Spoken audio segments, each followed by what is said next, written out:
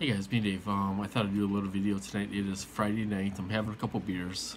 It is 1/10/2020, 10th of January already. I want to tell you guys a little something about. I never talked about this to anybody. I never told it on my videos or anything like that. But I thought I would share. Because people talk about skits. When you get V2K, I had a different skit for every day of the week. Mondays would be the same skit, Tuesdays would be the same skit, for Tuesdays, and for Wednesdays it would be the same skit. They would say that I'm going to a group home, I'm going to California in an institution, or I'm going to Wisconsin and to some other institution. It kind of kept on going on like that. That was kind of the theme of my program, was that I'm gonna go to a group home. They were sometimes they were so mean. These people don't care what they say or anything like that.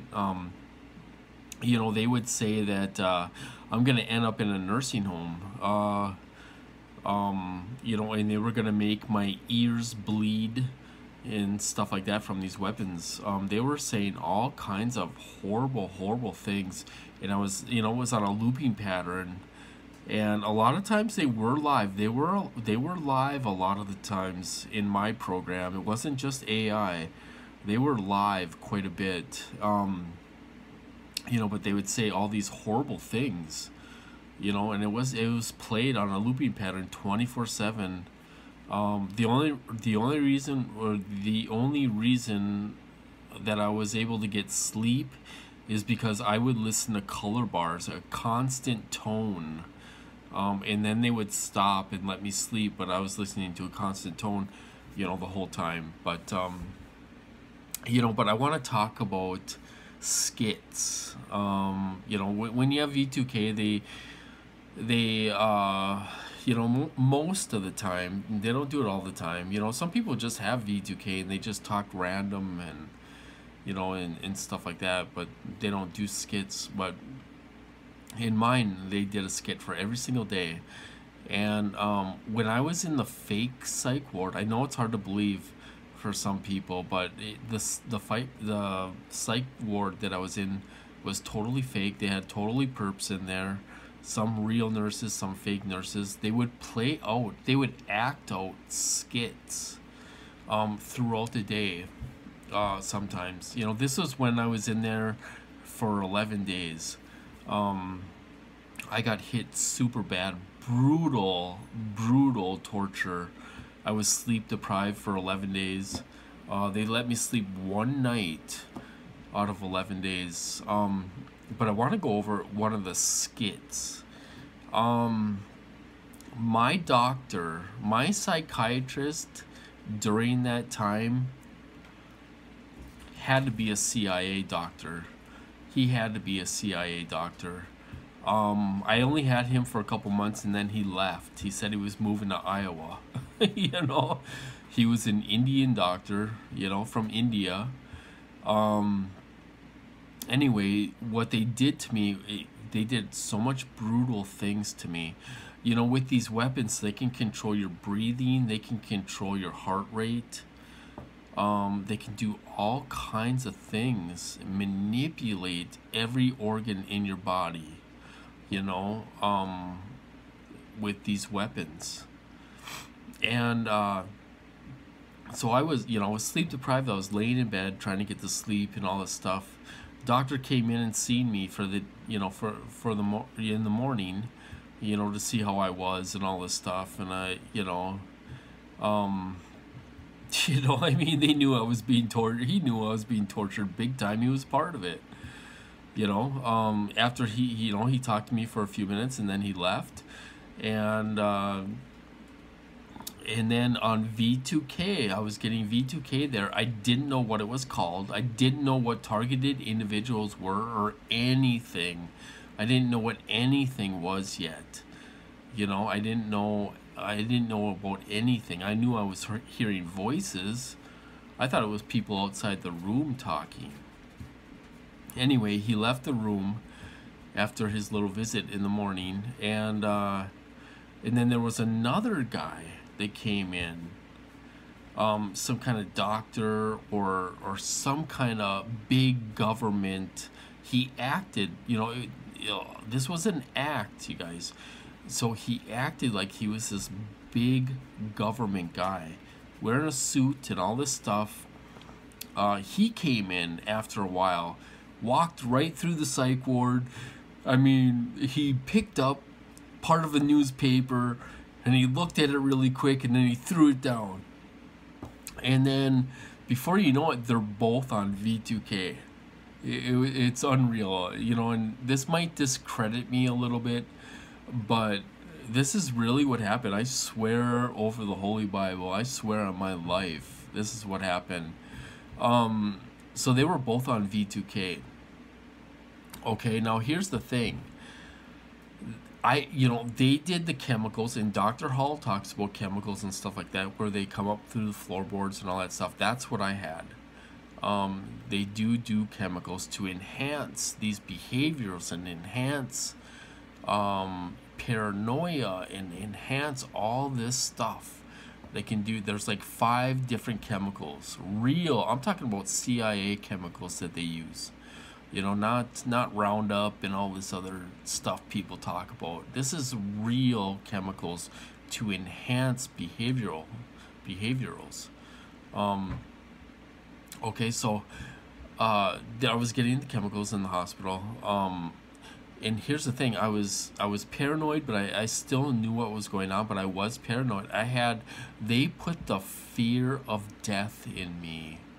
And that's one thing they do in this program. They put the fear of death in you. Okay, so I'm laying in bed. And I'll tell you this really quick. I thought, because you can kind of say that I'm an IRS whistleblower on the former company that I used to work for. They were embezzling money and all this stuff. So they convinced me that my boss, my ex-boss, was after me, and these gang stalkers were after me to hurt me, putting the fear of death in me. Okay, so for some strange reason, they convinced me that the IRS was here to protect me. I thought these people were here to protect me, and I thought it was the IRS. So I'm in the, this was afterwards, I'm in the psych ward, laying in bed. They dropped my heartbeat down to where I was super drowsy, almost falling asleep, almost, I would actually stop breathing. That's how slow they had my heart going. I would stop breathing, and they're doing this skit in the meantime, so these two, my psychiatrist, and then the other guy had me believe that he was from the IRS, government guy. They were doing this all from a different room, all V2K, and the skit went like this. I mean, they were stomping their feet on the ground super hard, and I could feel the vibrations through my head, through my brain. It was like it was juggling my brain around, so they were stomping, and they were like, well, he knows about us now, he knows about us, we're the IRS, and he's gonna tell everyone our secrets.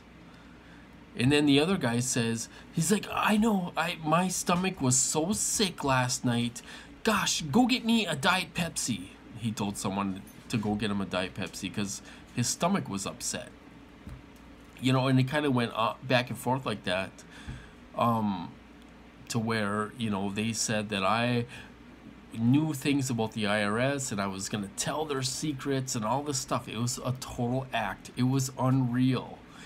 But then they would stomp on the ground really hard, like, and be pacing back and forth. I could hear it on the V2K. And but at the same time, I'm sitting here laying in bed. My heart is beating so slow, and my breathing was I would stop breathing for 5 or 10 seconds, and then I would start breathing again. And I was laying on bed, and I remember saying, "I'm ready to go. I'm ready to go." Because I thought I was gonna die. It was really scary. It was just I was so out of it and everything.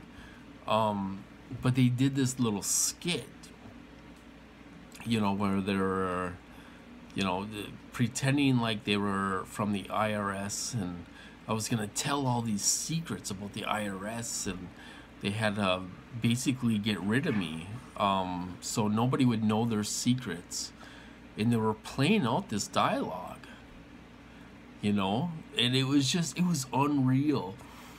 That's only one skit they did. They did a lot of skits when I was there. They would play out all kinds of skits. But they would bang and stomp their feet at the same time. And they kind of did that throughout my whole program. I mean, there'd be people outside slamming their doors and doing all kinds of stuff, but so there's one skit they did, and I totally believed it. I thought they were gonna kill me. I was like, I'm ready to go. Another one with the nurses were talking about slashing my neck, slashing the jugular in my neck. I was laying in bed trying to sleep, and they were talking about how they were gonna slash my neck and kill me, pretty much. And they're like, oh, well, we can't kill him because we can't get blood on the carpet. There's a new state law that says we can't get blood on the carpet. So they would say comments like that where it didn't click, like, ha ha ha, this is all fake. But it didn't click. I was on these chemicals and I was paranoid, And another skit was too, this was during the nighttime when only a few of us were there. Because these perps went home at night. I was the only one in there. The perps went home at night, So there was a couple fake nurses and there was a couple real nurses. And they were talking about how they were going to drag me in the back of a truck on the street. And then they would say something like, oh, well, his pants are kind of long, so we'll have to roll them up, before we do that.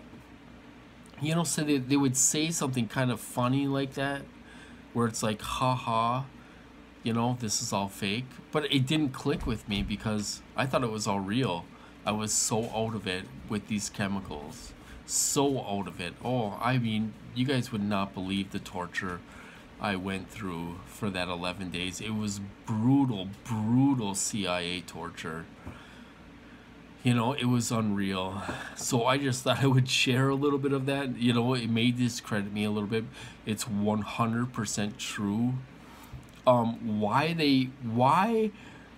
they go through all that trouble for me, I have no idea. I'm still trying to figure it out. I do believe I've been in this program since I was probably 1 or 2 years old, and and they're just not ready to let me go. It's just unreal. So it's unreal what these people have done to me.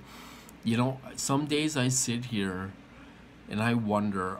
I'm like, how am I still alive? How am I still alive? Because these people put me through hell and back, and then back in hell, And I'm wondering, how in the heck am I still here dealing with this stuff, So anyway, there's my little story. I just thought I would share it with you guys. I mean, it's been on my mind for a while. I was gonna share it on New Year's, and I couldn't make a video and all this stuff, but they've done some crazy things to me. You know, and some days I ask why, you know, how in the heck am I still here? You know, and they don't let up. You know, they let up for a few years, but now last year they started hitting me again. Not so much with weapons, but they hit me with in-person harassment, and they tried to light my van on fire, and they hurt one of our dogs, and stuff like that to get at me, which I wish these people would pay for, but anyway, I just thought I would share a little of my story.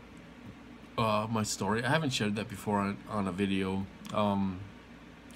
just because it does sound out there, but that's, I know what's going on, and that really happened to me, and it's unreal, but they do skits and stuff, and it's unreal. It's unreal. Anyway, I'm gonna cut this off, you guys, and I hope you guys are doing good tonight and taking it easy and staying safe out there, and I'll talk to you later.